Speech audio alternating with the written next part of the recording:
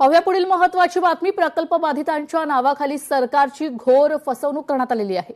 कोट्यवधींच्या घोटाळ्याची माहिती लोकशाही मराठीच्या हाती लागली आहे। मुंबई अहमदाबाद हाय स्पीड रेल्वेच्या कामात अधिकाऱ्यांचा गैरव्यवहार करण्यात आलेला आहे। सॅटेलाइट सर्व्हेची कागदपत्रे दाखवण्यास अधिकाऱ्यांनी चालढकल केली आहे। मुंबई अहमदाबाद हाय स्पीड रेल्वेचा प्रकल्प जाहीर होताच अनेक अधिकाऱ्यांनी आपापसात संगनमत करून पालघर जिल्ह्यात बोगस प्रकल्पग्रस्तांची नावं देऊन चाळी उभारल्या। या ठिकाणी किमान 2000 घरं बांधून सरकारची लूट केल्याची माहिती असल्याची लोकशाही मराठीच्या सूत्रांची माहिती आहे। देशासाठी प्रतिष्ठित असलेल्या प्रकल्पात अधिकाऱ्यांनी कोट्यवधी रुपयांचा घोटाळा केलाय। पंतप्रधान नरेंद्र मोदी यांचा ड्रीम प्रोजेक्ट असलेल्या बुलेट ट्रेन प्रकल्पावर देशासह संपूर्ण जगाचे लक्ष लागले। भारतातील हा सर्वात महत्त्वाचा आणि पहिला प्रकल्प आहे। 2 राज्यातून जाणाऱ्या या प्रकल्पावर महाराष्ट्र, गुजरात आणि त्याचबरोबर केंद्र सरकारचंही बारीक लक्ष आहे। महाराष्ट्रात बुलेट ट्रेनचे बोईसर, वसई, ठाणे आणि बेकेसी असे 4 स्टेशन आहेत। ज्या परिसरातून बुलेट ट्रेन जाणार आहे तिथे जमीन अधिग्रहण करताना काही अधिकारी आणि स्थानिकांनी संगनमत करून या ठिकाणी चाळीच्या स्वरूपात बेनामी घरे उभारले। या घरांमध्ये आजपर्यंत कोणीही राहायला आलेलं नाहीये वा काही अलीकडेच राहत असल्याचं दाखवण्यात आलंय। अशा अवस्थेतील अनेक घरं अजूनही पडून आहेत। प्रकल्पासाठी जमीन अधिग्रहण करताना येथील निवासी घरांची कोणतीही शहानिशा न करता किंवा प्रकल्प बाधित म्हणून त्या घरांचं पुनर्वसन विभागाकडून कोणतेही सर्व्हे न करता पुनर्वसन विभागानं त्यांना प्रत्येकी 14 लाखाची भरपाई रक्कम दिल्याची सूत्रांची माहिती लोकशाही मराठीच्या हाती लागली आहे। या ठिकाणी अशी 2000 घरं उभारण्यात आली असल्याची माहिती समोर येते। याबाबतच्या लोकशाही मराठीच्या प्रतिनिधीने माहिती अधिकार कायद्यान्वये संबंधित अधिकाऱ्यांकडे माहिती मागण्याचा प्रयत्न केला असता त्याकडे संबंधित अधिकारी जाणीवपूर्वक टाळाटाळ करतात। त्या गावातील सरपंचांकडे संबंधित पुनर्वसन बाधितांची यादी फाईल मागितली, त्यांनी ती दाखवण्यास नकार दिलाय। बुलेट ट्रेन प्रकल्प जाहीर होताच अनेक अधिकाऱ्यांनी आपापसात संगनमत करून त्या ठिकाणी बोगस प्रकल्पग्रस्तांची नावं देऊन चाळी उभारल्या। या ठिकाणी किमान 2000 घरं बांधून सरकारची लूट चालवली असल्याचं समजतंय।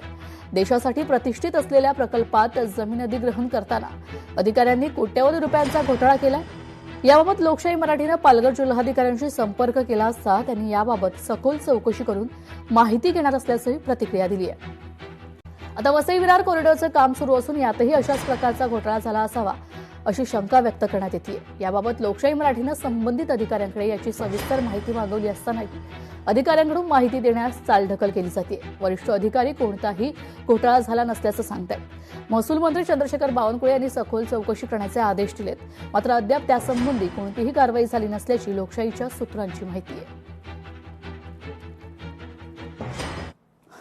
आपल्याकडनं जी माहिती भेटली आहे त्यामध्ये बुलेट ट्रेन मधले घरांना मोबदल्याच्या बाबतीमधली एक तक्रार आपल्या हेड ऑफिसला आलेली आहे। सध्या स्थितीत जे मी आमचे लँड एक्विजिशन ऑफिसर आणि बुलेट ट्रेनचे अधिकारी यांच्याकडनं माहिती घेतली त्यातनं असं दिसतोय की 131 घरांना त्यांनी मोबदला दिला आणि डिमॉलिश केलेली आहे। या सर्व प्रकरणाची योग्य ती चौकशी करून आपण जे सर्व डिटेल्स आहे आणि जर काही चुकलं असेल तर कारवाई करण्याचेही आदेश दिलेले आहेत आणि निश्चित यामध्ये आम्ही सखोल चौकशी करून हा विषय मार्गी लावू। मी परवाच लोकशाही न्यूज चॅनल ही बातमी चालल्यानंतर तातडीने जिल्हाधिकाऱ्यांकडून अहवाल मागितला। खोटे मूल्यांकन करून त्या ठिकाणी खोटे घरं उभे करून खोटे गोठे उभे करून त्या ठिकाणी जास्तीत जास्त पैसे लाटण्याचा जो प्रयत्न केला असा जो आरोप होता त्याबद्दल जिल्हाधिकाऱ्यांनी चौकशी सुरू केली आहे। विभागीय आयुक्तांनी चौकशी सुरू केली आहे। त्याचा रिपोर्ट या आठवड्यात येईल। मी या ठिकाणी तो रिपोर्ट आपल्याला सांगेल। मराठीचे स्थानिक प्रशासनाला काही सवाल आहेत ते पाहूयात ग्राफिक्सच्या माध्यमातून। Mumbai Ahmedabad high speed railway प्रकल्पात नक्की किती लोक प्रकल्प बाधित आहे? प्रकल्प बाधितांचे रहिवाशी दाखले, त्यांची घरपट्टी, संबंधित सर्व कागदपत्रांची खातरजमा केली गेली आहे का? प्रकल्प बाधितांना कोणत्या निकषावर मोबदला देण्यात आलाय?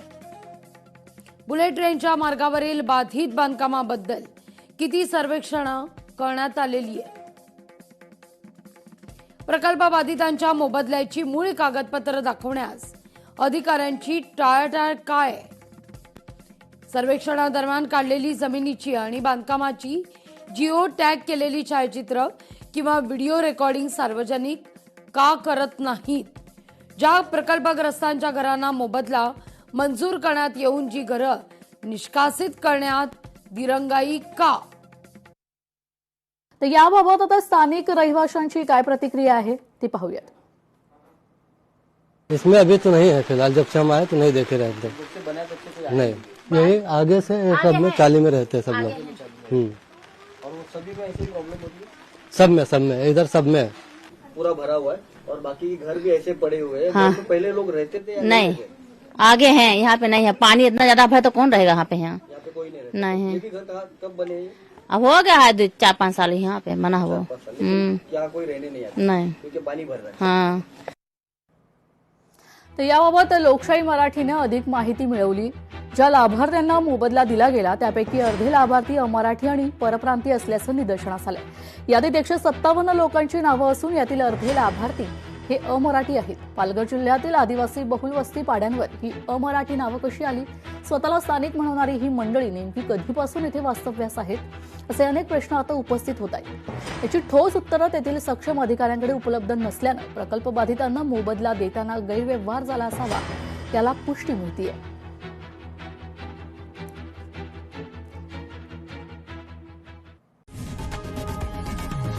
लोकशाही मराठी ऐका, पहा, जागरूक रहा.